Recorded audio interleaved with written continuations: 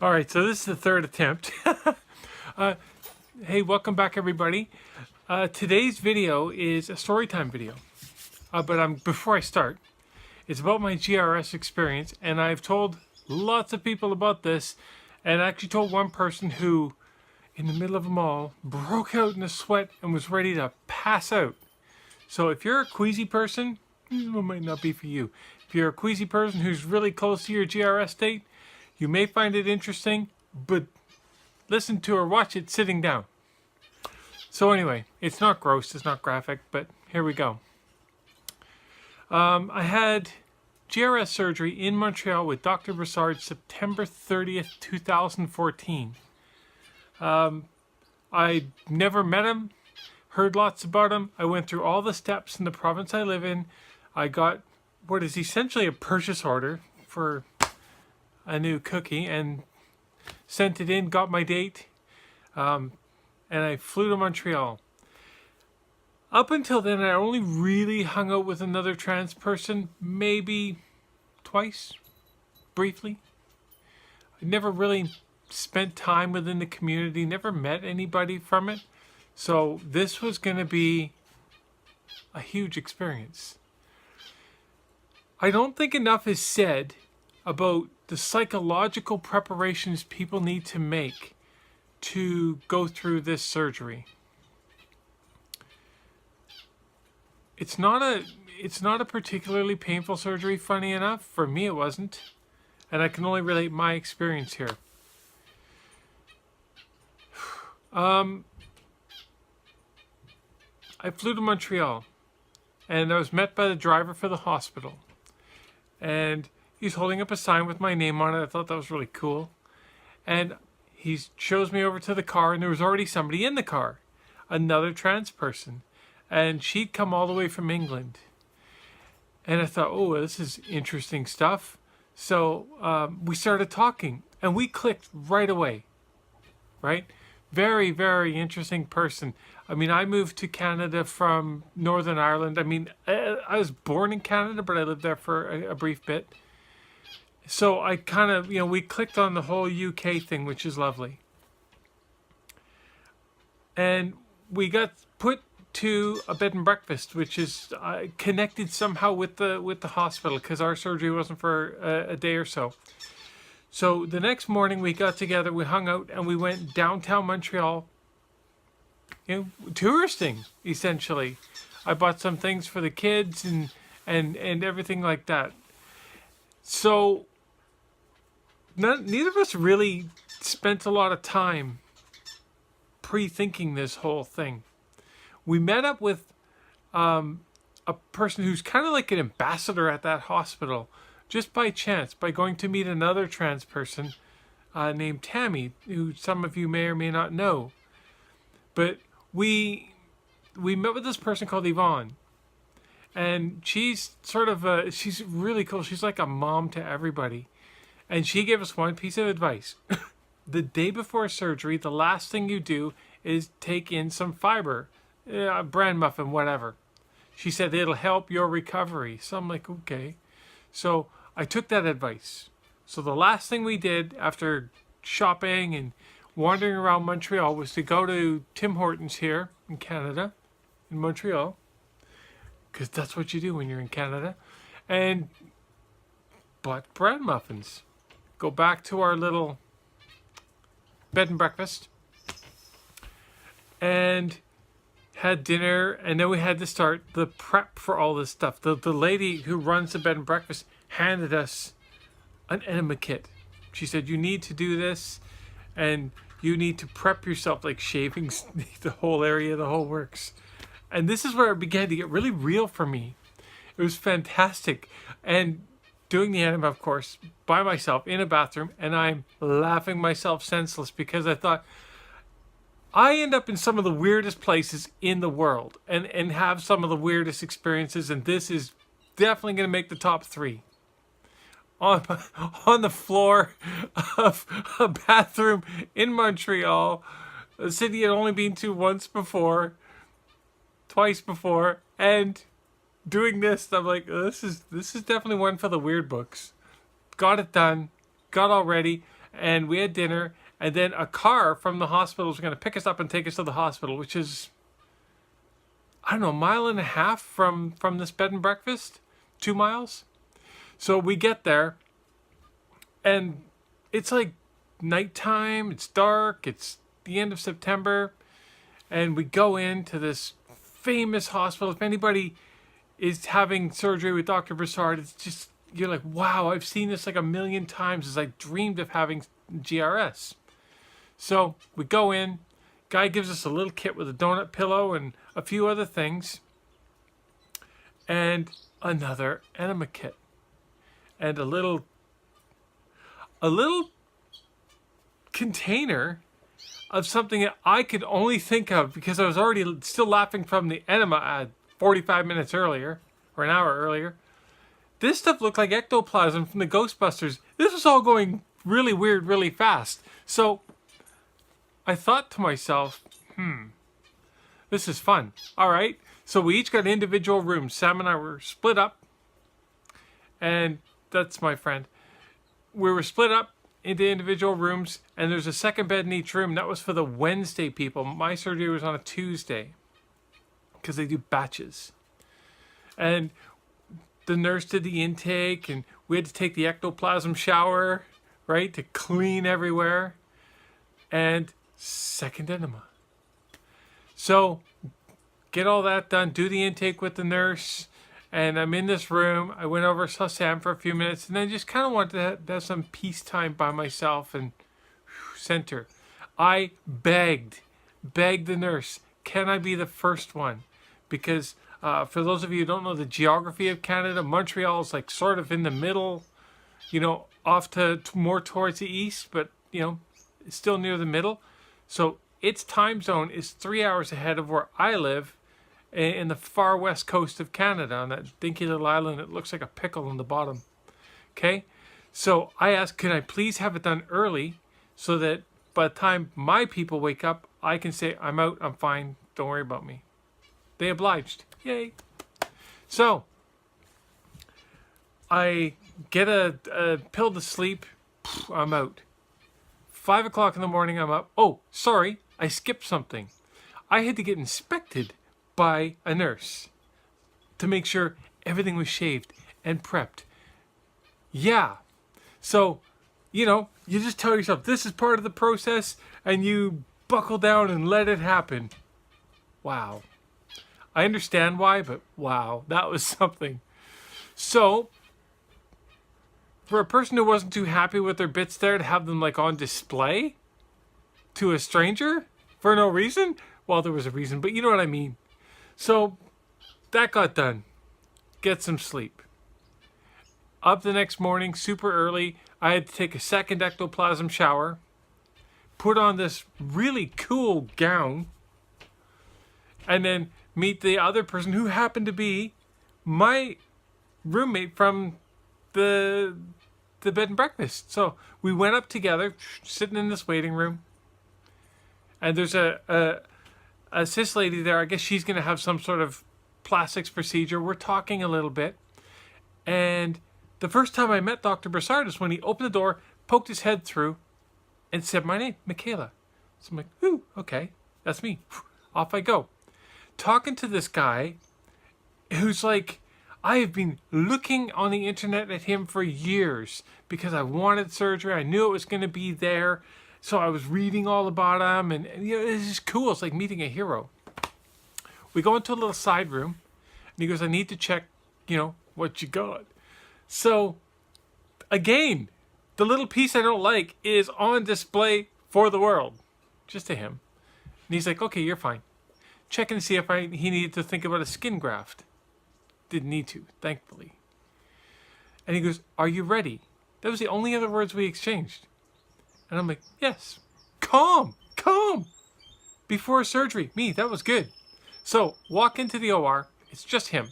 Now, some of this is in the origin story video as well, but here we go. Walk into the OR. I sit up on the table. And by the time I turn around, there was a team there. It's fantastic. So, I lay down the table. They do the stirrups and the boots thing, and the guy sits me forward, the anesthesia guy, who looks surprisingly like my grandfather, who's been dead for years, pushes me forward a little bit and puts in an epidural. I'm like, all right. Then he goes, I'm going to start an IV. He started one in my hand, right there. There's a little dot.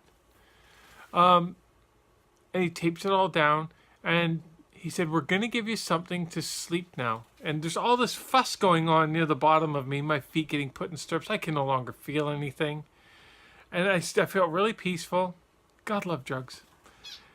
And all this is going on. I'm looking at him, and he was like a cross between my grandfather and Father Time. He had the same little accent to his voice. It was brilliant. It was very, very, very comforting. Goes to inject the thing. They give you what's called a twilight anesthesia, something just to make you sleep. So I thought, oh, this is really, really cool. And the last thing I remember him saying is, please count backwards from 100. That's when the nerves kicked in, because I'd heard that, so many times on TV. I couldn't remember. I couldn't remember how to count down from 100. So I just started, borrowed from a friend of mine years earlier, I just started to sing really quietly, we're off to see the wizard. And I could hear some laughing, and I'm out. Then I wake up, there's a hand across my chest, and they're like, don't sit up. I'm like, okay. Couldn't feel my legs anyway. There was no way I was doing anything. We're transferring you to your bed. And I looked up at the ceiling. I've just placed myself in these people's care for the last however long it was.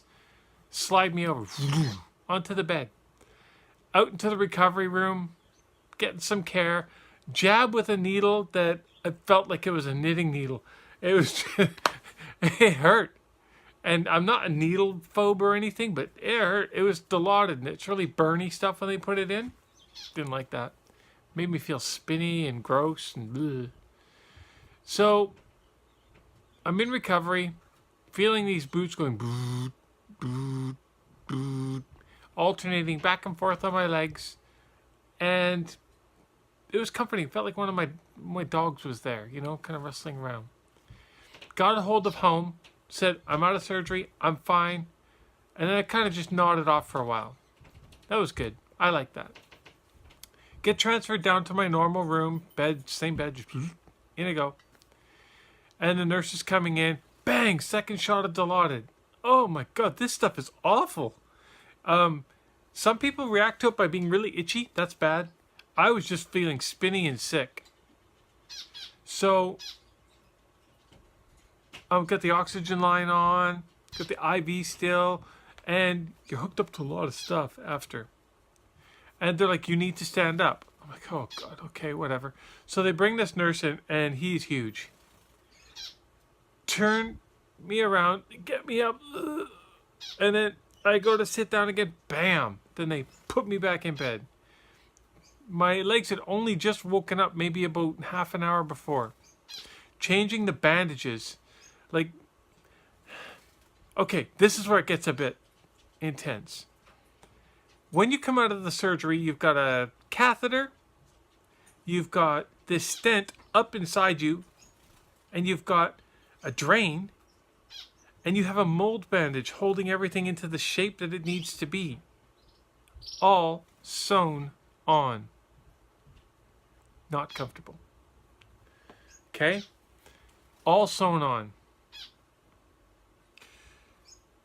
So, all the other soaker bandages sit on top. Just sit on top. You're wearing, you got your knickers on, and they're just... And every once in a while, they'll come in, they'll remove the gross bandages, put fresh ones in. Lots of ice as well. I asked them to stop the Dilaudid shots because, to be honest, it wasn't doing me any good. It's just making me dizzy. So I went down to extra strength Tylenol.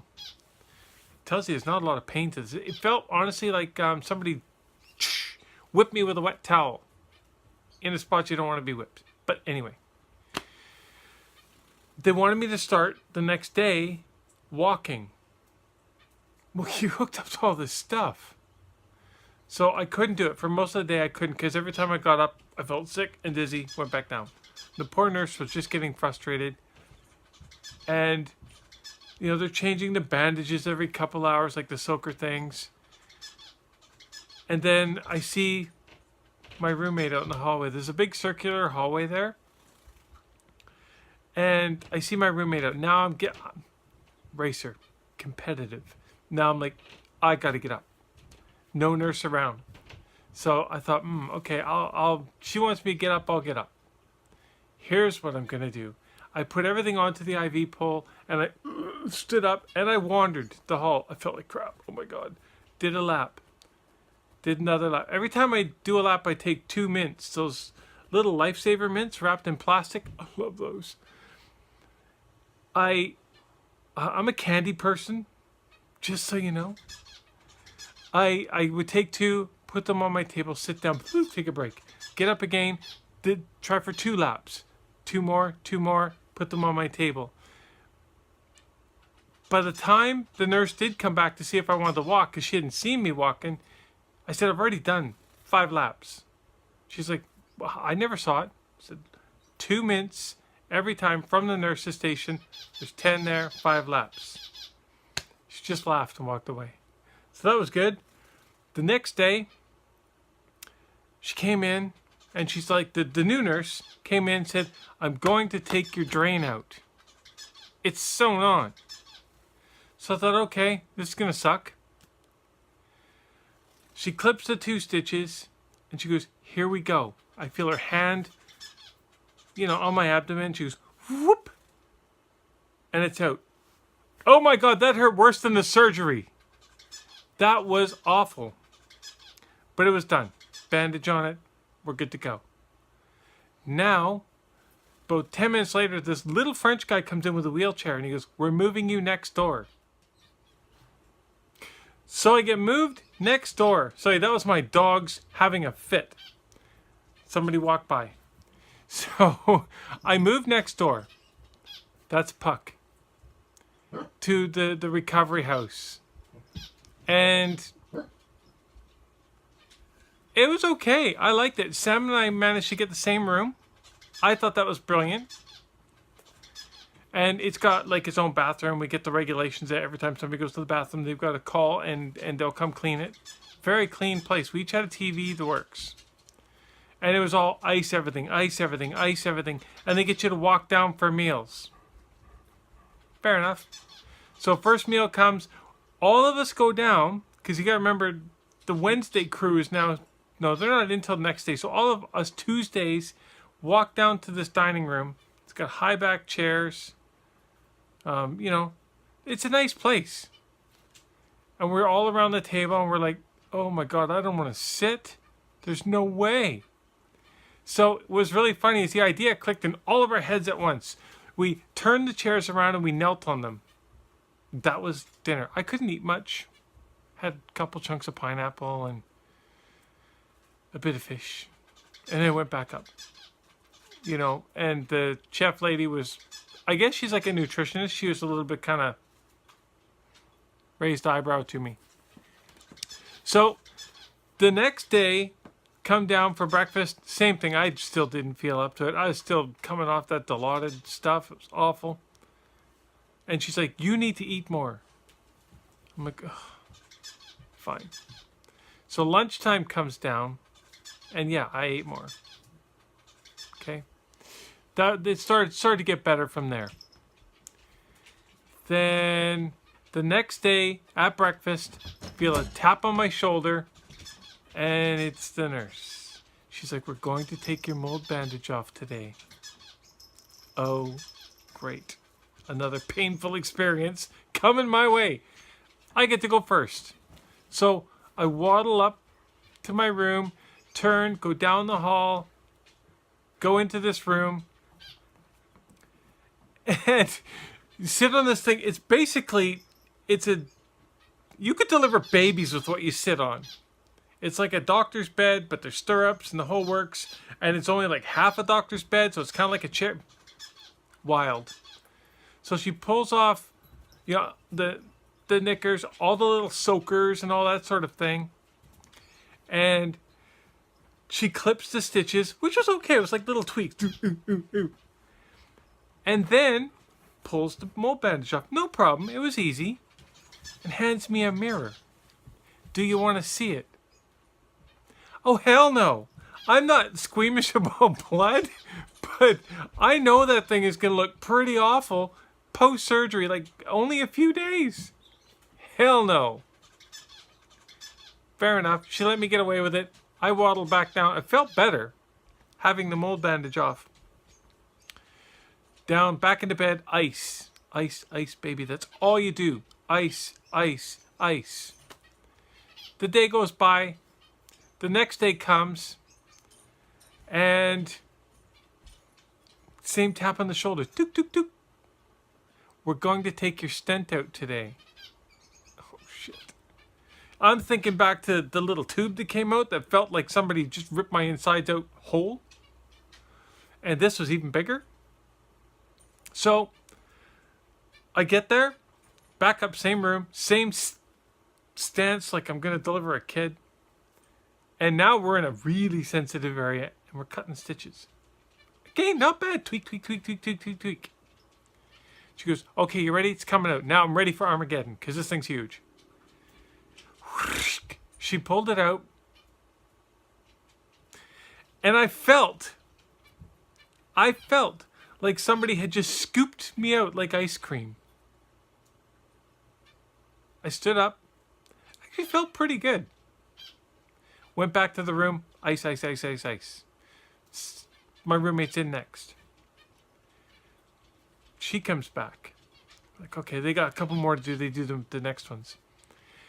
And then they come in again to the room and they're like, this is a dilation schedule. These are your dilators.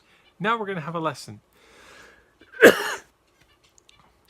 Oh, Lord.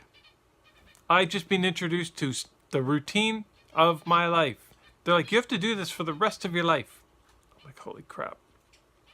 This is where the psychological element really comes into play, where you need to be prepared.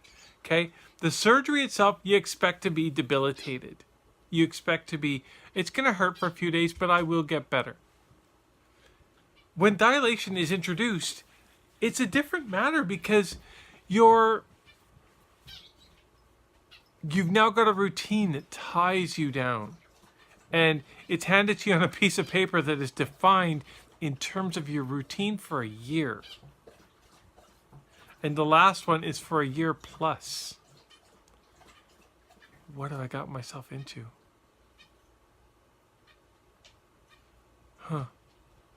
That's where it got really hard for me. I knew it was coming, but then it was there. So we go through the routine. It's fine. And like I said earlier in the video, I love candy. I like Pepsi. Drink it kind of normal, regularly. And I really wanted one. And they don't have junk food at this place. Nothing. So sad. So, me, catheter in, still, icing all the time, made a break for it.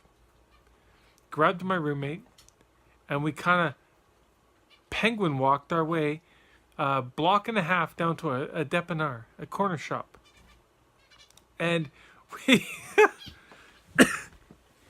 we bought all our little supplies, put them in backpacks because we're not allowed to lift anything. The shopkeeper, I guess, was used to us. He put everything in the backpacks for us. We go down, dump it on the bed, put our stash away. Who catches me on the way in? Who? You're allowed to leave. You have to sign out. But it's not advisable to go way far away. Who catches me? Dr. Brassard. Funny. Once we get into dilation, we started to see Dr. Brassard a little more, checking things out. And you're spending a week without pants on or anything. It's a treat. Wow. You get a little bit less self-conscious because everybody's doing it. Right? So you got a robe on to go to breakfast, lunch, and dinner, but after that in your room, it's nothing. Just your bed. And your constant dilations. So that was our routine. We had some funny moments, like we discovered TV, Discovery Channel. Every single show is about a deadline, from the towing. There was only a couple of English channels there. And my roommate didn't speak French, so we'd watch stuff together. And it's really funny. I really, really liked it. All these, we still joke back and forth over email about we have like 9 minutes to save the world. All the Discovery Channel motif. Yeah, and then I was really getting homesick. The dilations really tore at me psychologically because it was just unrelenting. Every hour and a half, and by the time your cleanup is done, it's almost time to start again, or you're going to a meal, and it's just your whole life revolves around this. That really, really took a toll on me. On the second to last day, I'm looking on the board, and there's a driver's schedule as to who's going to the airport when. So I thought to myself, I'm gonna try something here. My time to leave was 5:30 at night. So I lied to them. I said, my flight's at 5 in the morning. I'm sorry. I didn't tell you. I got that wrong. So they changed it. 4 in the morning, I got to go to the airport. Awesome. WestJet, if you ever see this video, thank you. They changed my ticket and made it possible for me to go. I just talked to an agent right at the desk, and we got it sorted. And I flew from Montreal to Calgary, Calgary to Vancouver, and then I could just ferry over to the island. My little pickle in the sea. So, here's the thing.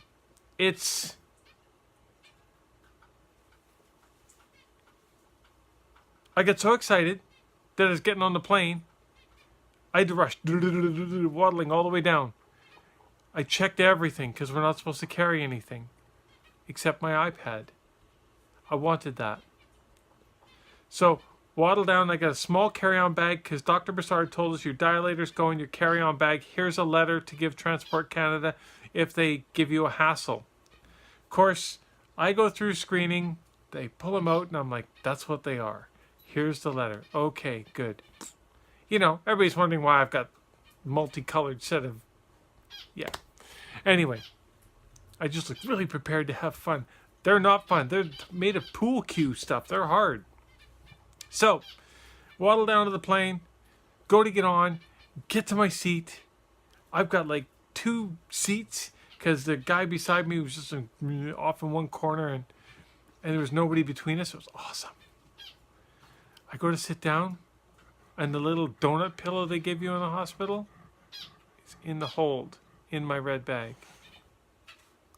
So, I was wearing like a 3/4 length denim skirt.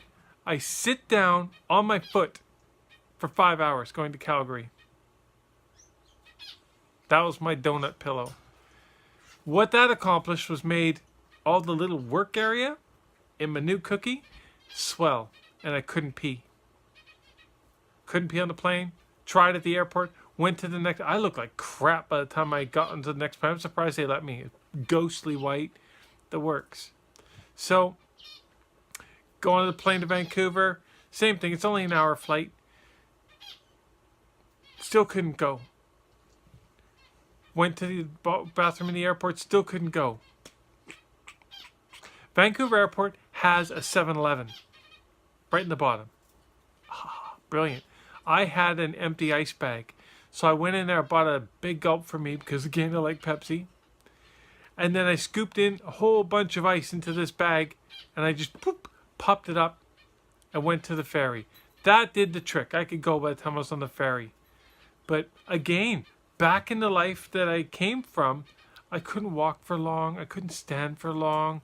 And it really was difficult. You just don't feel up to it. You've been bedridden for a week. And I didn't know to give myself this time and how debilitating it would be. I mean, it's right in the center of your body where everything is going to move anyway. So I wasn't ready for that. That I could have done better prep for. Get home, still on my huge dilation schedule, and after the first month, it actually lightens up. And after the third month, I think, it lightens up again. So things do get better. If you're right out of GRS, it gets better. Stick with the program. If anybody wants any advice out of this when you get your GRS, follow what the doctor says to the letter. Before, during, and after. If you don't, you will be one of those people with complications. Now, I'm not saying that this will complication-proof your little journey through this, but it will help. Okay? I'm 4 years on. I'm extremely happy. I have absolutely zero regrets. I'm still learning, still transitioning. I'm almost done. It's been great sharing this with you. Please subscribe. I really, really love the fact that I get to talk to, a growing number of people. It's pretty small now, but here we go. I'm excited to share this journey. I am going to do one on voice training. I will have an expert with me on that one. So, we'll talk soon. I don't know when that'll be, but we'll talk soon. Okay? Daily videos. I'll figure something new out for tomorrow. This one is a good one. Thank you. Bye.